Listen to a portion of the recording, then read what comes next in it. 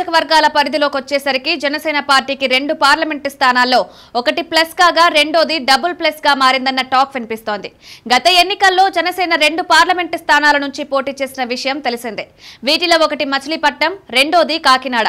మచిలీపట్నం నియోజకవర్గం విషయానికొస్తే ఎంపీ వల్లభనేని బాలశౌరి విజయం సాధించారు. ఈయన రాజకీయంగా స్థానికంగా కూడా అందరితోనూ కలిసి ఉంటూ వివాదరహితంగా మంచి పేరు సంపాదించుకున్నారు.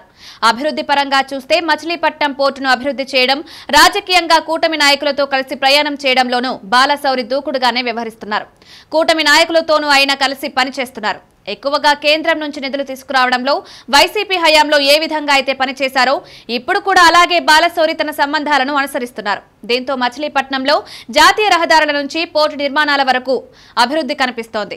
కేంద్రంతోనూ సంబంధాల విషయంలో ఏడాది కాలంలో వల్లభనేని మెరుగైన విధానాన్ని అనుసరించారు. దీంతో జనసేన పార్టీకి మచిలీపట్నం పార్లమెంటు స్థానం డబుల్ ప్లస్ గా మారింది. ఇక కాకినాడ పార్లమెంటు స్థానం నుంచి తంగెళ్ల ఉదయ్ శ్రీనివాస్ విషయం సాధించిన విజయం తెలిసిందే. ఈయన కూడా రాజకీయంగా వివాదాల జోలికి పోకపోయినా స్థానికంగా ఉన్న కూటమి నాయకులతో మాత్రం పెద్దగా కలివిడి చూపలేకపోతున్నారనే టాక్ వినిపిస్తోంది. నియోజకవర్గ పరిధిలోని అసెంబ్లీ స్థానాల్లో ఉదయ్ శ్రీనివాస్ తో కలిసి పనిచేసేందుకు కూటమిలో కొందరు విభేదిస్తున్నారు. ఈ ఒక్కటి మైనస్ గా మారింది.